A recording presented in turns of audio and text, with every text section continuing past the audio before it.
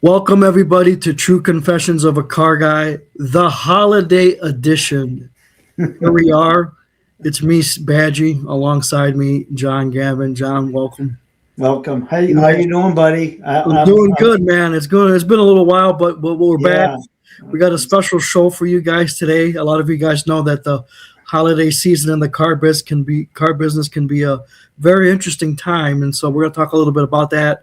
Share some stories and then talk about some future things. So, welcome everybody again, and let's get at it. So I guess in all the years I was in the car business, I think a few. I've worked at 50 dealers, so I've been around December to Remember, Honda Days, Toyota Thon. I've been around and I've worked at those stores while those are going on.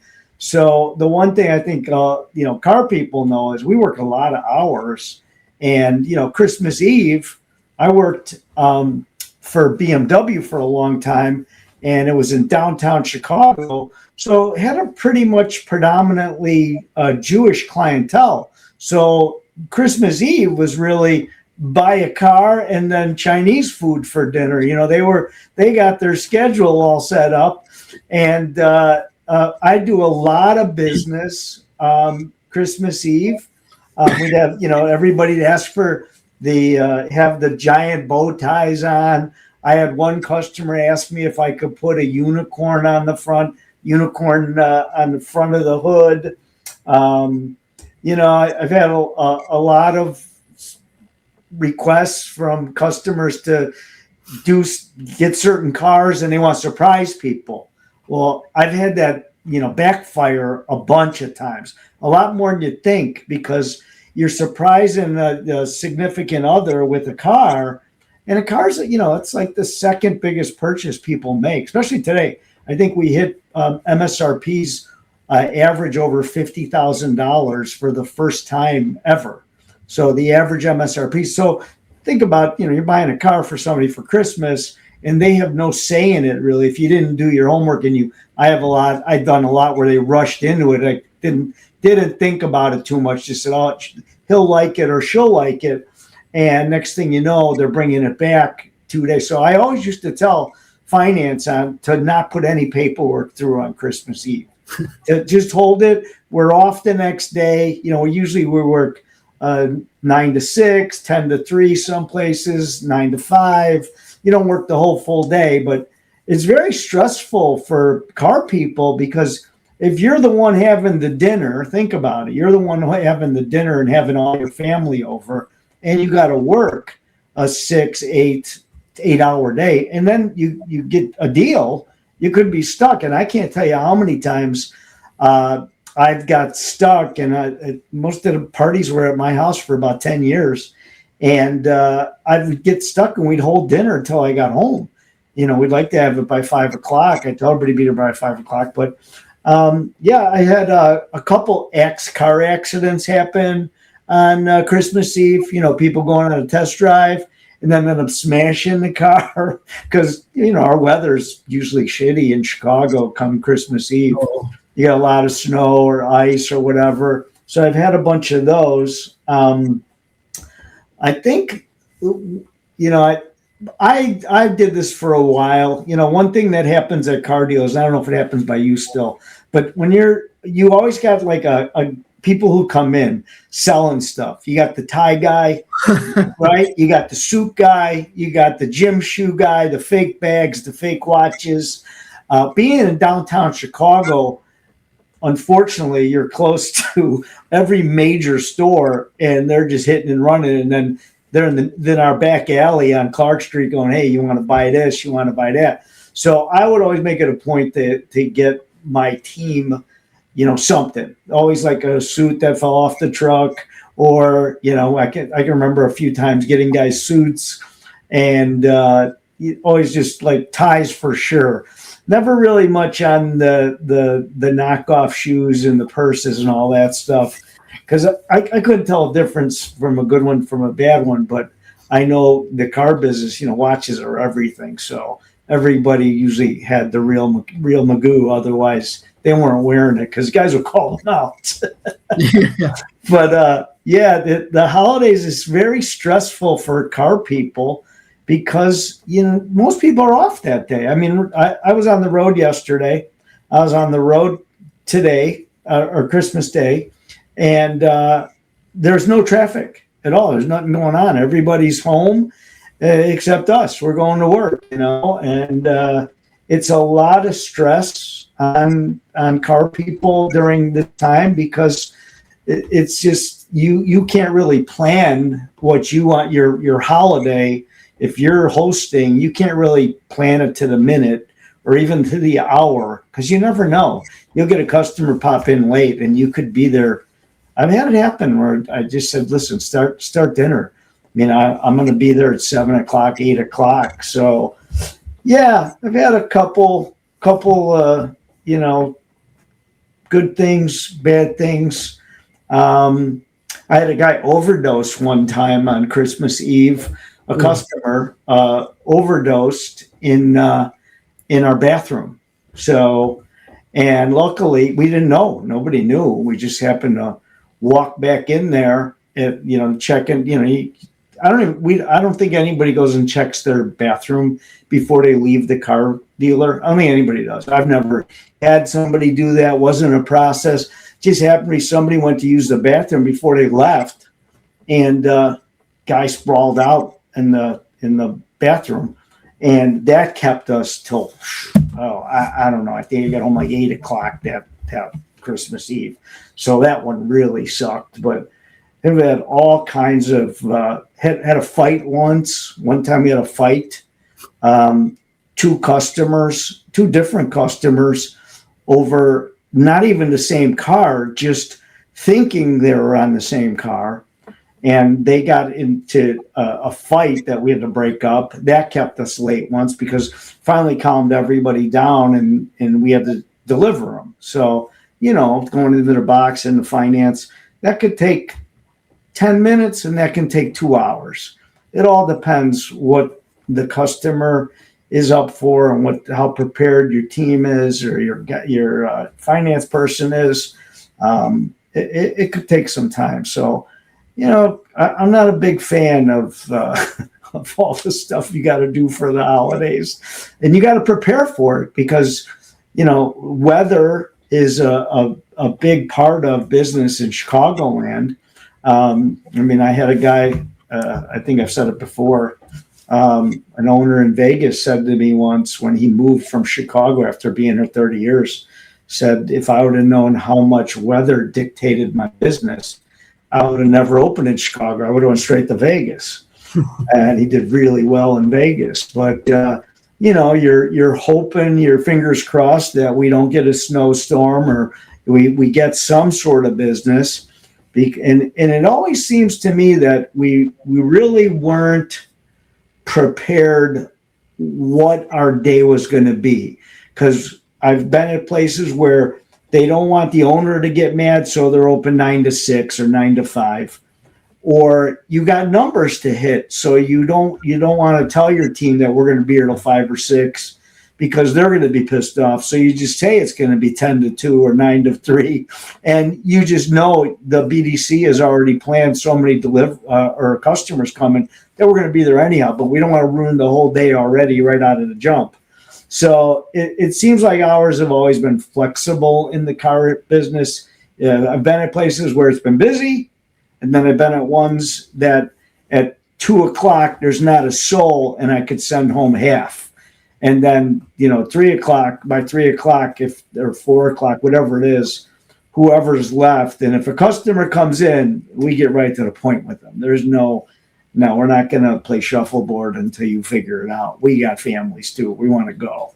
So, yeah, holidays is a different animal in the sense that it's a short day, but yet it's a long day because your hours are short, but you have a lot riding on getting out of there on time sometimes. So, I don't know. I've been, Thanksgiving. I think we're only off Christmas Day, Thanksgiving, New Year's Day, and I think some guys are opening now on New Year's Day, right?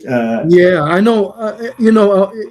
Where I work, and the leadership, and he's very. We hit a lot of good objectives this year. So, and just in general, it's humane. We had Christmas Eve and Christmas Day off, so that was really nice to kind of take a step back. And we were open today, and we were so busy today because you also got to remember people want to write stuff off for their taxes, so that's a last minute rush to get those tax deductions by buying a new vehicle.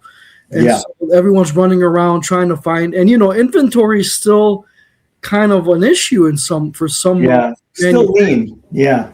Well, then you gotta, what are you gonna put them in, and so like today was very good. I know we had 4 used cars alone, and so, but it was nice to have that, and I think that's the trend now. They wanna, to attract more talent and to also be more like treating the employees nicely is. Well, that's a fine line today, because here's what happened to the car business back in 1980. Probably look it up, but in Illinois, car dealers used to be closed on Sunday. So when I first started, I'm pretty sure we were closed on Sunday, but I worked at Buick. So Buick was always closed on Sunday. So I can't remember the exact year that it happened, but they all got together and said, we're going to open on Sundays. And once that happened, now you could be the kindest guy on the planet who owns a car dealer, but when you got to keep up with the Joneses, and especially today, you all got numbers you got to hit. You don't have a choice. You really got to try to hit that. So you take in a holiday, and you got Christmas and Christmas Eve. You got 2 days that you're going to blow, and then you got New Year's and New Year's Eve. So New Year's Eve day. So you got 3 days that you could possibly. Now you've got four at least Sundays, right? And then you've got 3 more. So you got a whole week that you could blow by just trying to be a nice guy. You know? So it's a real fine line. I feel bad for owners because they're in a real pickle with that. And again, it is changing where when I got in the car business, I'm an uneducated guy. I always say I actually succeeded because nobody's going to outwork me. I'm dumb as shit. I'm good at now, I guess, 4 things. I'm a good husband. I'm a good father. I'm a good grandfather, and I'm a great car guy. Everything else, I'm average to shit at best. So the car business attracted guys like me who were just, the quick learners, you work hard, and you're likable, right? So I could do the car business. But as I've always said, we're a pretty playful crowd. So we got drinkers, we got druggers, we got gamblers, we got womanizers, we got smokers, whatever it is. We got them all. And fortunately, you are able to even get into this field because you don't have to work. You don't have a degree most of the time. I don't think there's a lot of guys or girls in the car business that have degrees. No. It's starting to change because of what we were just saying. Now they're trying to attract a better employee who wants to work and wants to do everything I just said.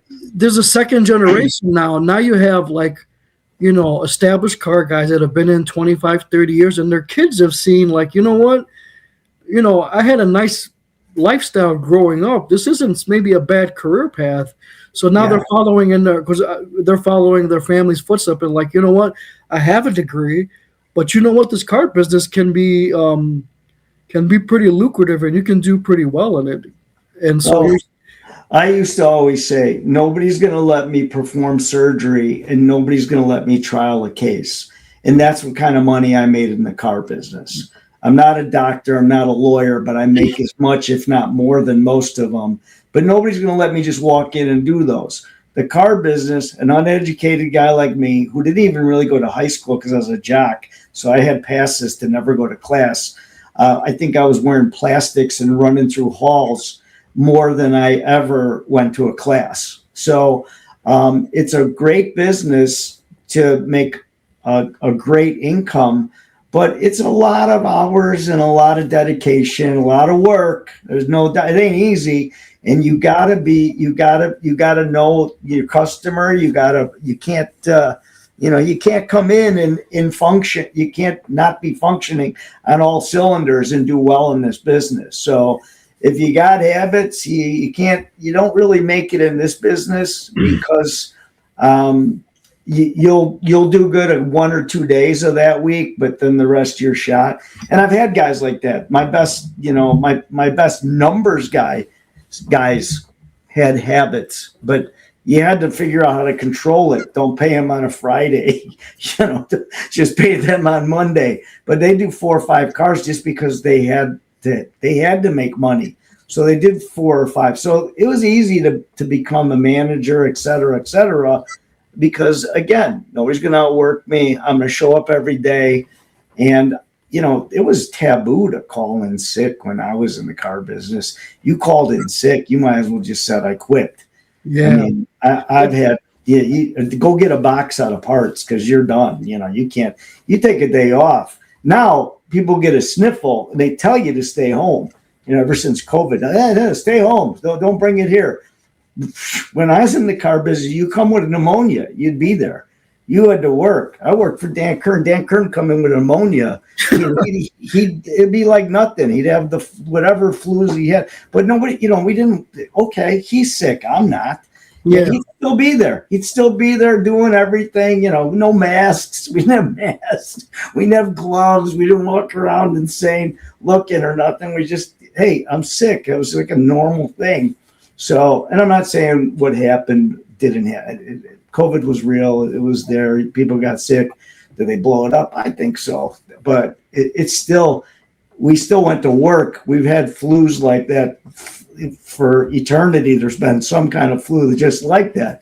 And it didn't affect the car business. We just kept rolling. They forced the car business to not perform now, and it's still impacting us today because, like you just said, inventories are still weak in some GM. I know they have trouble, right? Cadillac. You have to also deal with, a lot of, because of the whole push for EV, a lot of these product lineups now have too much EV. And so some of the manufacturers are like, you know what? They're going back to they're going to put back V8 engines, gas engines. But some of these manufacturers are like, well, we want to be the go-to for EV when someone wants to buy an EV. So there's a lot of challenges right now because of that. And then with that, inventory, because some manufacturers are going to have less to choose from in 26 because they were pushing so much for EV. So it's going to be an interesting 2026, I'll tell you that, for some manufacturers. Well, down here in South Carolina, we've got, BMW is here. So huge. Volvo's down here. I know for a fact they've just either closed and converted an EV plant that they built to V8 or something. I haven't really looked into it that close. And I plan our next show is going to be more about AI and how AI is affecting the car business because it's hitting it like a tidal wave, and how EVs are affecting the car business and what I think is going to happen as we go forward. But it's definitely made an impact EV wise. I mean, you watch the value of used ones just dropped like a rock. Now it's a great value. I mean, I try to buy as many, I still work for a group and we have buying team and we try to buy every single EV that comes in front of us. We'll try to buy it. It's just we're paying less than we used to because a lot of people have gone cold on it. I still drive around and see people with the T off their Tesla. This guy tried to help the whole world, and yet he's a jag off because he's a Trump supporter. You're right.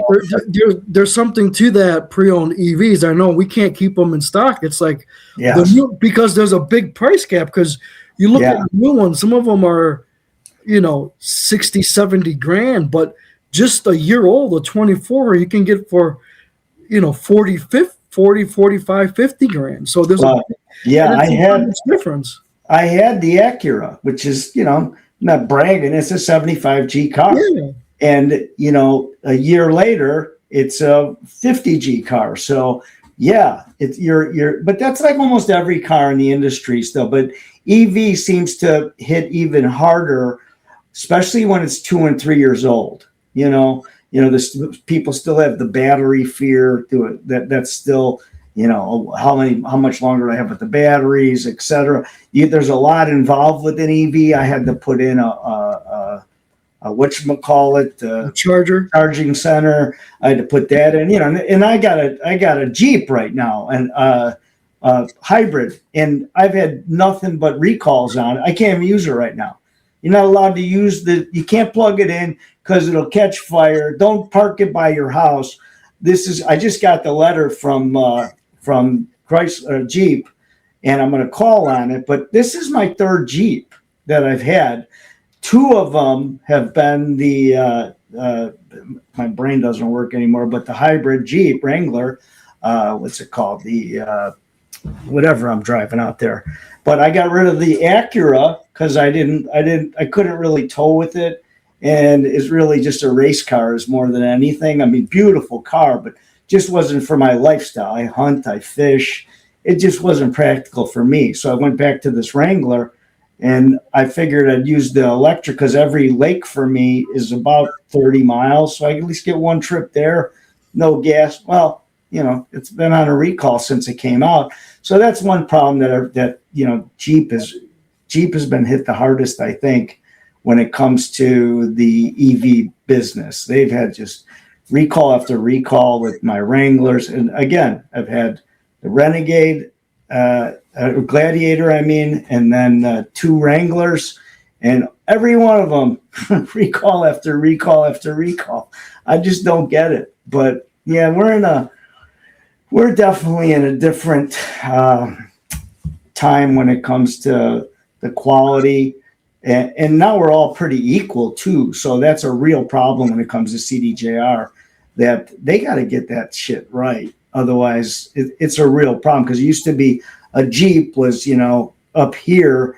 And let's say you looked at, the Bronco, and you would always say the Wrangler was better than it's not happening, where people are going to that Bronco and saying, it's got a good look to it. And it's not in the shop, to my knowledge, it's not in the shop every week, or at least a letter about it every week. So they got a lot of work. I think they got the best looking product line in the country when it comes to sport utilities. They just got to get that EV part in sync with everything else. If you're going to get into it right. Toyota's got it down. They got the RAV4 I was going to say that. Honda's got it. I don't think you can get anything better. That car is the goods. But yeah, Toyota, Lexus, I think they have. Yeah. They're the ones right now who are winning, because they're like, you know what? We have something for everybody. You want gas? We got gas. You want hybrid? We got hybrid. Yeah. You want EV? We got EV. And they're making it so that everyone's got an option, and you're not limited. And they've perfected the technology. So right. I think they're running away with it. Everyone's got to catch up now. But you're hearing rumblings of how some of the manufacturers are bringing back the V8 Hemis are coming back. Yeah. Stick shift. So now that this whole EV thing was voted against, and so some of these mandates are kind of, you can kind of ease up on it. There's going to be more and more of these gas coming back, which I think you got to have something for everyone. I've changed my tune. I used to not really, but people are buying them, and you got to have that option. But that can't be your only option, because there's still a segment that it's just not feasible for them to have an electric vehicle. So it'll be an interesting year in 26 on how that all. Yeah, I just paid $2.05 a gallon without any discount, anything special. No points, no nothing. $2.05 a gallon for regular unleaded down here by me. So when I moved here, gas was $1.65 a gallon, and that was 5 years ago.